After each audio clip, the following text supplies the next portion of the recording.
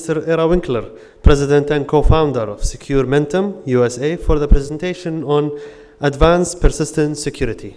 Thank you. Anyway, so what happened was a variety of U.S. naval vessels were crashing into each other, and they had people on the news, retired admirals, talking about this.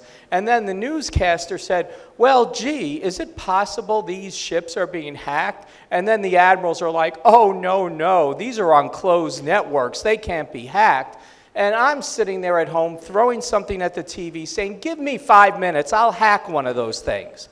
Because there I am thinking, when you say it can't be hacked, that means it's really easy to be hacked. And I've hacked a whole bunch of these types of things in the past, but anyway, it's a problem. So this presentation is going to tell you how to hack a naval vessel. If you get nothing else out of it, you at least have one marketable skill.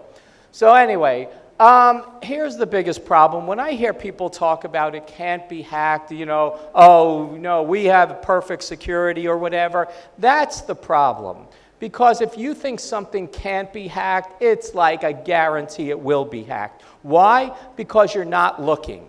I mean, I'm sitting there, I give presentations to large audiences, and every so often, once I was sitting at a luncheon for CISOs, Chief Security Officers, and we were talking, and one CISO was talking about some problems, and they're like, oh, I've got some of this, and then one guy said, oh, I really don't have any problems. I'm like, you're in the most trouble of everybody else in this room. And why? Because he thought he had no problems. I'm sitting there. It's like, does anybody lose USB drives? He's like, I don't know. You ever have a virus inside? Well, I don't. Yeah, well, maybe. And the thing was, he didn't know the real problems he had on a consistent basis. And if he doesn't know the little problems of things being lost, little incidents of viruses, he's not going to know about the big ones either. So that's part of the problem. Okay, so next, and generally, here's the big thing. If networks are closed to begin with, it usually means these days that they're valuable. That's why you close them. And if it's valuable enough for you to close, you've got to realize it's valuable enough for somebody to hack into. And they're going to put the work and intelligence to hack into that closed network more than if it was an open network. So anyway, here's a concept. I once gave a presentation at the big RSA security conference called How to Take Down the Power Grid. And it was based on a penetration test that I did against a power grid, for lack of a better term. And what happened was within 3 days, I got a call by the time I got off the stage from somebody from the Nuclear Regulatory Commission in the USA, and we'd like to talk to you. Then, like a little while later, I got a call from the energy industry in the United States. We have lobbying organizations, very well-paid lobbyists who try to influence government. And they called me up. It's like, Ira, we'd like you to come in and so-and-so, and maybe we can pay you for a presentation. And then he goes, it's not like we're going to try to discredit you or anything. I go, well, gee, I wasn't thinking that, but thanks for letting me know your intent. So anyway, these people try to hide when there's a problem. And I had a whole bunch of people, I'm not going to go into the details, but the article came out, a whole bunch of attention, and I don't know how many people know Brian Krebs in the United States and elsewhere. He's the one who reports all the major data breaches. He called me up to tell me the Nuclear Regulatory Commission contacted him proactively to let them know why my presentation was complete, quote-unquote, garbage. And I was like, and he goes, I know, since they're calling me up to try to tell me this, what you're saying is actually true. And then he looked into it, and he found another story that came out 2 months later of a nuclear power agency inside the United States that was basically hackable via the same circumstances that I described, and I'm going to describe that in a bit. Anyway, as far as closed networks go, there's a whole bunch of problems right now with people not being aware that closed networks are being hacked. The U.S. CERT, the Computer Emergency Response Team, put out an alert a year ago that basically said that Russia was targeting industrial control systems through multi-stage attacks. There were watering hole attacks where people are hacking into certain sites because they know people from organizations like yours are going to visit there to download updates and things like that, so they're attacking those sites proactively. so that they bring malicious software into your organization, phishing attacks that's been mentioned before during the day by the person from the Kuwait government, and a bunch of other things. I should also say this was a 45-minute presentation that they asked me to cover in 20 minutes, and when we were sitting down, I kept saying, well, should I take this out? They're like, oh, no, that's good, keep it in. I'm like, should I take that out? No, keep it in. So I'm basically giving the same 40-minute presentation in 20.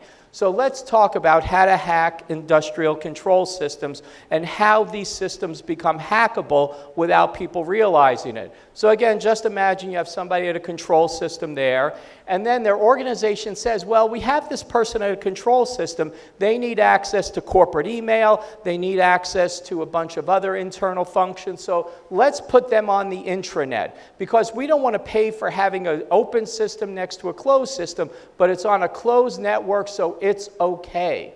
And then what happens, eventually somebody on the intranet says, hey, we need internet access, so then they plug an internet access point in, and even though you say, oh, that's not really connected to the control systems, you get an attacker in through one port, and like was discussed in the previous presentation, the attackers are going to come in and they will sit on your network for months to find these vulnerabilities, to find potential attack strategies. So you got to realize that if you have a closed network where any functionality was added to it that provides for any form of connectivity, you're going to be hacked. Let's talk about one especially, I'm not going to talk too much about the oil industry because you guys get beat up enough today. So let's talk again about the electrical systems, which you do have an electrical system here too. So what happens is when people on the electric power grid, if at one point in time, everybody's connected all around the world these days where you can buy power from one network to another network. So for example, in the United States, if it's winter, all of a sudden Phoenix, Arizona, that's running air conditioners 24 hours a day from heat that's 40 degrees or higher, all of a sudden in the winter, they have no problems. They don't need the electricity. But all of a sudden in the Northeast, when in Boston, for example, it gets very cold and all those heat pumps are trying to heat up the houses, they need more electricity. So somebody from Boston has to go online and say, where can I find electricity? So they have to go ahead, and there's internet applications to get it. And they go on the internet, and the only way the internet knows how much capacity is there is because they have access to the power grids. And that's where all this comes from. So people have added this connectivity, and to that extent.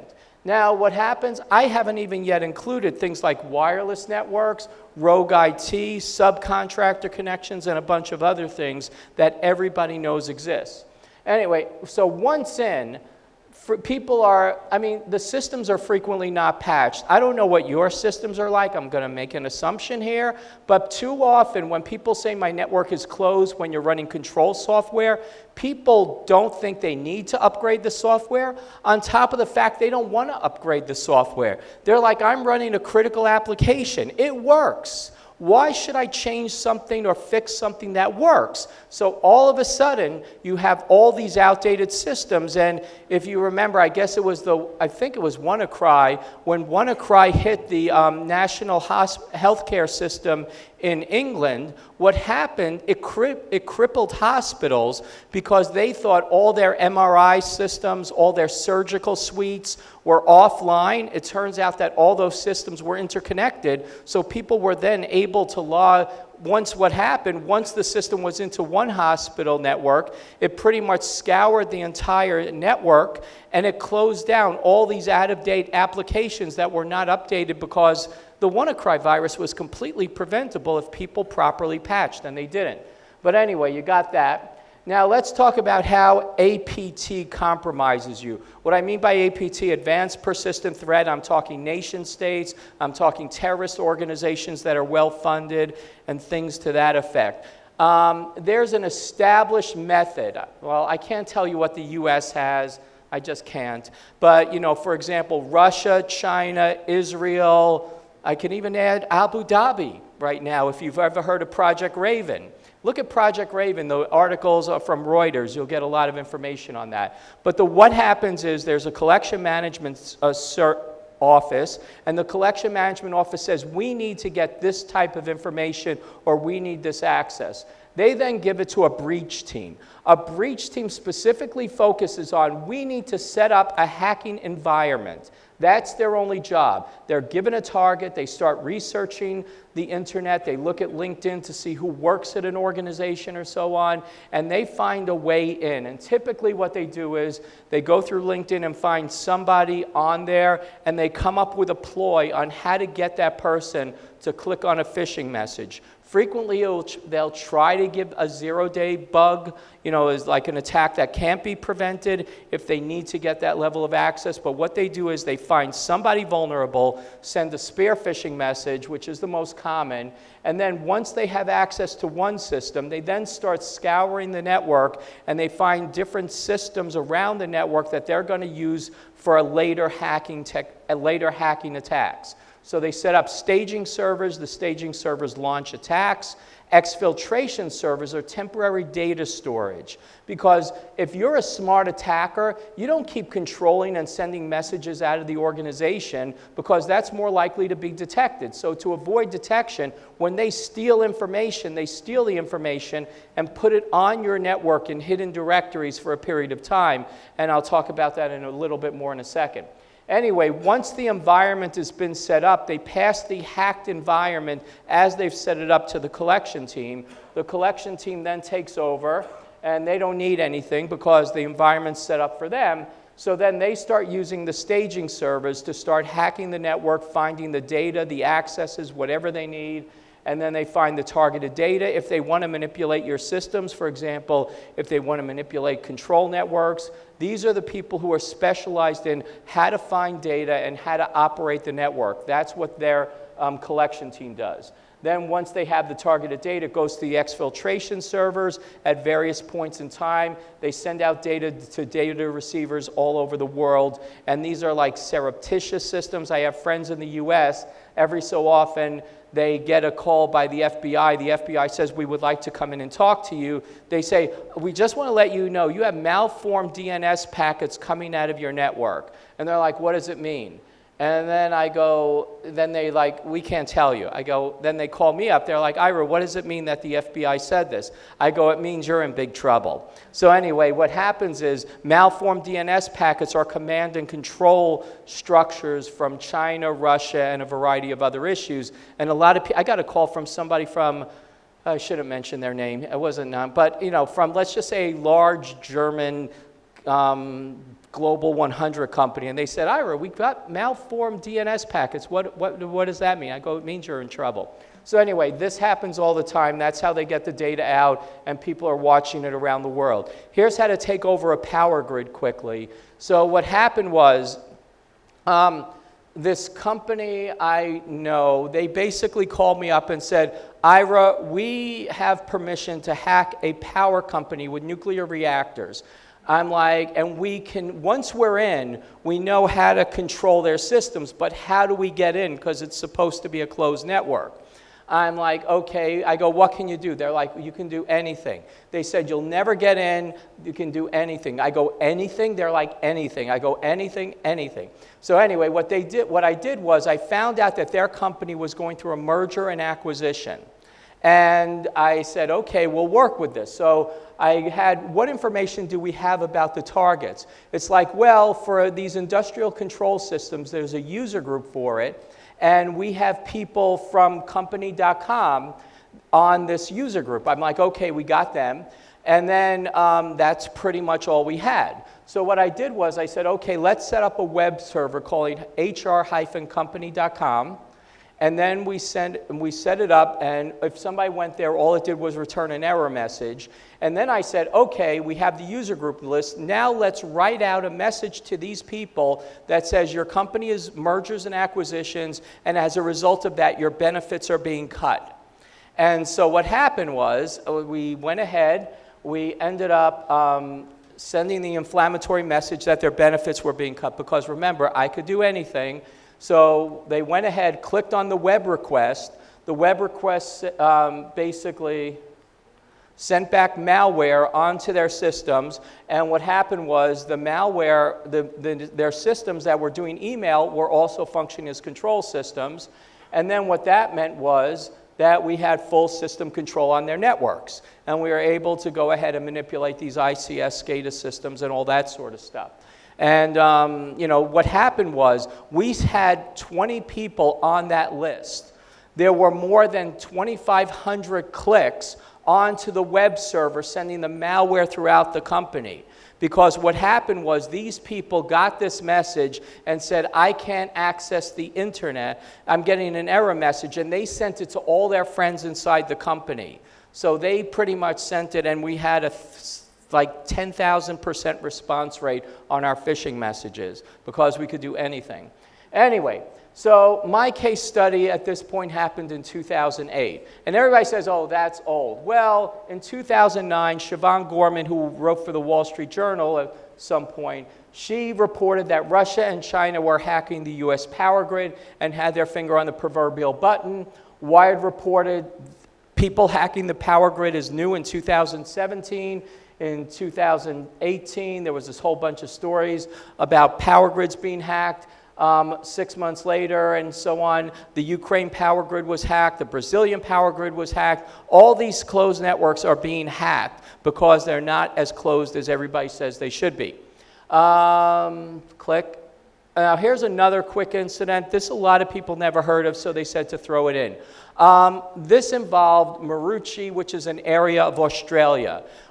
Somebody was fired from the Maroochy civil organization, whatever they call that, and he was very upset. And what he did was he stole some generic equipment out of a warehouse, and he drove around because his job was maintaining the sewage system around the Maroochy area. So he stole some equipment, and he was able to find wireless access points for the sewage control. And he just started opening up sewage vents all over the place. So more than hundreds of thousands of gallons of raw sewage basically fell throughout Australia in this one area of Australia. And again, all this did was take somebody who was upset to get some equipment and was able to drive around randomly. This incident people have kind of heard of, but not. Some of you might have heard of, in the United Kingdom, this Russian defector, his name was Skripal. He was poisoned by Russia's GRU.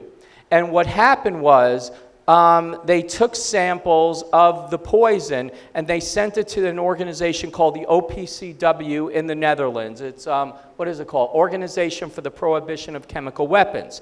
And they were analyzing these chemicals inside their facility in the Netherlands. And what happened was security detected and this unusual car that was driving around. They stopped the car. It turned out there were 4 Russian GRU agents, which is their main military spying organization, with a whole bunch of Wi-Fi equipment trying to hack into that network. They probably did hack in, but they're not going to admit it. And why all this Wi-Fi? Because it was a closed network, but they know they have Wi-Fi, and it's easy to hack the Wi-Fi routers for them. So if you have any Wi-Fi, just know it's happening. And what happened was, the reason I'm kind of more important, they're like, well, this is kind of, here I am in the Middle East. It involves somebody from Russia, in the United Kingdom, and a little bit of the Netherlands. But the big message was, that the British ambassador said that this one case was part of a brazen worldwide operation being conducted constantly by the GRU. This is not a one-time thing happening. Russia is sending people all around the world to hack into what are supposedly closed networks. Now, let's get more to, I have this picture of the Navy because, again, it's like a naval example, but this is just one example. Everybody says my networks are closed. I'm like, how do you update those networks? It's like, well, we plug in USB drives. We plug in all these devices. I'm like, how do you diagnose problems? Oh, we have this diagnostic equipment. Well, I'm like, how do you control those things? It's like, oh, well, we don't know how we control them. Because when you have these diagnostic equipments, when you're loading updates, all this equipment gets plugged onto your closed networks, and people don't give that a second thought. If they care, they don't secure it as well as they secure the networks, so any third party can come in and start messing around with those devices. And if you're getting updates for your equipment and things, and they're being ported by USB drives, with those type of pieces of equipment can be intercepted as well. So again, this is another way to get malware and other controls things on your network. And when you stop and consider, they told me Stuxnet was popular enough I didn't have to talk about that, or it was known enough. But here's the part of it. Stuxnet, well, in theory, the people from US and Israel who launched Stuxnet had no hands-on direct control. They programmed the actions in advance, and much like they programmed the actions in advance for Stuxnet, they could program the actions in advance for those updates that you get sent, for the diagnostic equipment that you're going to plug into your networks, and so on. Anyway, another issue, and this involves, to a large extent, it's not like, we're sitting here in Kuwait and maybe you don't have people worldwide as much as the US Navy does. But what happens is you have people all around the world who are running diagnostic equipment, who are plugging in devices on these ships. Whenever a ship goes into port, they try to update the equipment. They pull out one computer, put in another. All this happens all around the world where people are coming, going, and everything. If you have ships, oil ships that are traveling the world, every time they go into port, you have the problem of something like this can happen when they go into the local port. You get people to start putting food on there. You get people to start giving you, whatever you need on the ships. All these strangers are coming on board. Some hacks do require detailed research. I'm not saying it's easy to hack a naval vessel, not saying it's easy to hack a power grid, but a lot of these hacks like Stuxnet and other things require that people do reconnaissance in advance. But the problem is a lot of this reconnaissance is really easy. So if I'm going to, for example, look at how, like one of your oil fields around here, I'm pretty sure that I could go to open sources or go, for example, to the contracts that you put out to contractors like Siemens and other people who are implementing control systems, and I could go get designs of your network from those places. I could hack them and get those designs in order to know how to hack you at a later point in time. And I think that's actually my next slide. But again, it might require hacking of contractors, like I mentioned, documents are well protected, and so on. Now, as I mentioned, hacking the developers. Equipment has to be, or hacking software, or no, not hacking software, the equipment itself has to be created in one place before it goes to your facilities. Likewise, updates happen at someplace else before it goes to your facilities.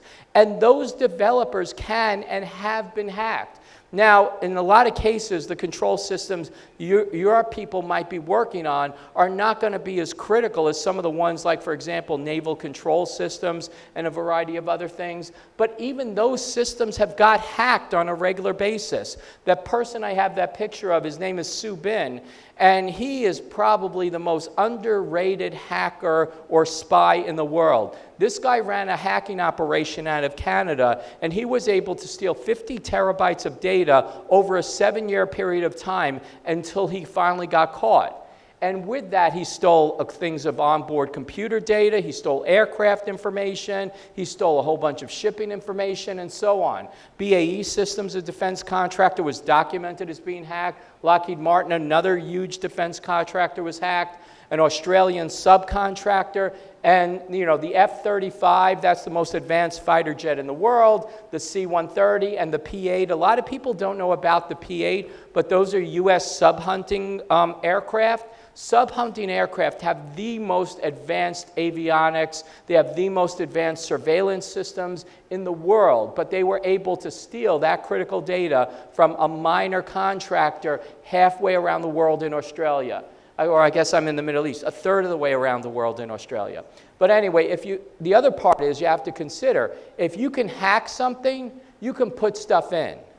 And too many people just think of hackers as thieves. They don't think of hackers as putting things in for potential damage, for potential control. I actually had one friend who was the chief security officer of a Global 30 company, and he's like, Ira, I've been hacked. I'm like, how do you know you've been hacked? And he's like, it's by China. I go, how do you know you've been hacked by China? And he's like, my systems are all updated and running really well.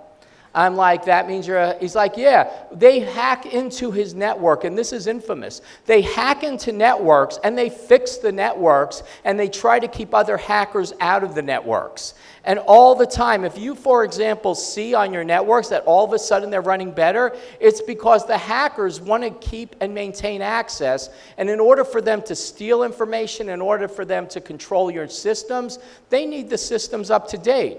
They'll they create hacking tools, and they rely on the power of the latest computer systems. And if you're not running the latest computer systems, they'll upgrade the systems for you if your maintenance is not that good that you won't notice. Because how many people actually call up to complain, gee, my systems are running so much better now?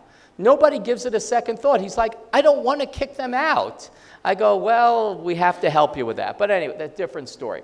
So then you have insiders. I used to work at the National Security Agency. I could go on about Edward Snowden and what a traitorous, sorry, I'm not supposed to curse, but what a traitorous person he is. But the issue is you have insiders in every organization, some organizations more than others. And when you have people, again, like Kuwait, you have a lot of contractors coming from all over the world, like every organization in the world. You have a lot of opportunities for insiders to cause damage, to put things on your network and take things out of your network, and that's other concerns.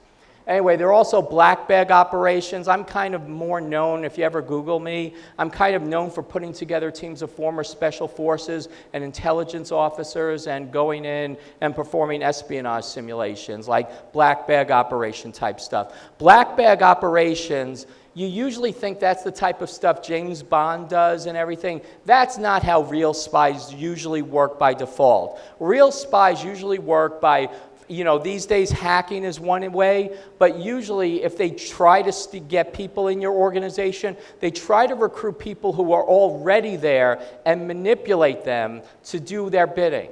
A black bag operation is a very rare exception where they say, we don't have anybody inside the organization, or maybe we have people inside, but we don't trust them enough to do what we need done. They might not be skilled enough, so what they'll do is, in a black bag operation, a group will put people in and under very high-risk situations and send them in through some pretext. Maybe they'll just follow people in during the morning rush hour, and they will do whatever they have to do. But that would be to infiltrate an organization that has a closed network, do what needs to be done, do it, and get out. That happens, not commonly, but it can happen enough, especially when you have outside people working on your facilities on a regular basis, that you don't completely, well, even if you completely trust them, it's hard to get that level of trust. Anyway, then there's also the concept of making closed networks open. Frequently, organizations that have closed networks also have open networks. Like if I walk around the control systems, not just, because I do work in oil facilities around the world, when I walk in, I'll see, like on control systems, I will see some systems that are specifically for controls, and they will be closed, but yet their people have another PC on their desk to check their email, to check the web for critical information, to look for updates and everything like that. But here, how hard do you think it is for me to take a cable and find one cable to plug into one, to patch the cable from one network into the other network? It's trivial. I've done that on penetration tests constantly. All you need to do is find the right network closet, or you don't even need to find the right network closet. You can just plug in a system behind a desk, a nice little router that you take the open network, plug it into, take a closed network, plug it into, then take their systems and plug it in, and pretty much you now have access to both the open and closed network on this box nobody knows you installed on the network.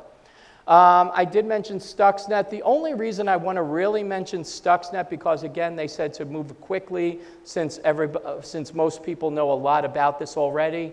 The thing is that this was done because somebody found ways to cut the supply chain. There's a lot of different ways Stuxnet was supposedly happen. Primary way was that NSA, well, I can't say NSA, but let's just say it's theorized that NSA and Israel intercepted equipment that was bound to go to the Iranian contractor in Tehran that was building the systems that went underground. And they compromised those equipment, sent it underground, it did what it did, and nobody would have known except they kind of got lazy and greedy, and Stuxnet escaped from that one Iranian contractor to the rest of the world. Otherwise, you wouldn't know. But again, if you can compromise an underground cave with no outside connectivity, you could pretty much compromise anything else you want to. So, can you hack a naval vessel? Short answer is, yeah, give me 5 minutes. On the other hand, it's not that trivial to do it. You do need a lot of research. You probably need some resources, depending on what you think is the best way, to either find somebody who, again, like a Snowden type, who's willing to go ahead and commit treason. That's one way. On the other hand, get people onto ships while they're in port, and other ways of doing things like that. But it can be done. You just have to determine what is the goal, what are the appropriate attack vectors, and what resources do you have, and it can be done. It just can. So anyway, I should say this attack was theoretical. I didn't actually hack a naval vessel. They haven't paid me to do it yet. But the reality of the situation was I was told that, I don't know if I should be honored. CBS News in the United States said that Al-Qaeda in Indonesia was using my presentation I gave on how to take over the hacker on the power grid as a training aid. And I'm kind of in one way honored, and in other ways I'm not. But I didn't give enough to actually do it. So if that, I didn't give step-by-step instructions. But generally, people are watching. And you got to be concerned about that. If they're taking my presentation on how to hack the power grid and using it to train people, these days they're going to be smart enough to hire some people to fill in the missing holes, and that's critical. He's telling me to stop. So anyway, the big thing is stopping this, acknowledge it can be done, and start putting in the appropriate control mechanisms. And not only prevention, detection on closed networks is the critical hole that people don't have. You need to embed detection throughout your closed networks, because people are going to do bad things, and if you're not looking, that's how you're going to be hit. Can be done, will be done, and saying it's impossible is the greatest threat. Buy my book. My book is awesome. That's my next book. Don't have time for the poll. Any questions? Thank you. Yeah. Thanks for the presentation. I have 2 questions, actually, and I'll try and make them really quick. In the beginning, you had mentioned about the necessity to patch. And when you're talking about critical infrastructure systems, some of these are telemetry systems, SCADA systems, power gen distribution systems that have been in the process for 20 years. How do you recommend those are patched? Okay, so patching is the preferred way, and you do need to check compatibility. That's a given. However, if you cannot patch those systems, you have to at least acknowledge they're not being patched from a security perspective and put in other mitigating controls. Because the problem is, like the National Health System, they're like, I can't upgrade that MRI system, because a lot of people don't know, but MRI systems in hospitals are like run on Windows XP. Or something like that. And they're like, I can't patch this because then my whole MRI won't work. But at least if you can't patch it, you have to start putting other controls on there to isolate the systems appropriately to ensure this system's there. And yes, if you're not going to invest in upgradable systems, you have to invest in systems that isolate and filter out other traffic. So other mitigating controls. Anyway. The second question is, do you believe that just because they have the power, that the National Security Agency has a constitutional right to hack into American citizens' private databases and emails because they have the technological controls? That one, I'm going to say, check with the applicable federal laws, because I have no clue what they are. But if they're congressional, I just will say, for example, the ones, quote unquote, that person, trader I mentioned, the one he did were congressionally authorized. They were congressionally funded. They went through the appropriate court systems. They were managed by the executive branch, so they had full control. And if you don't like what's Snowden reported in that case, which was completely legal, vote out your representatives. Any other questions? Okay, have a lovely day. Thanks.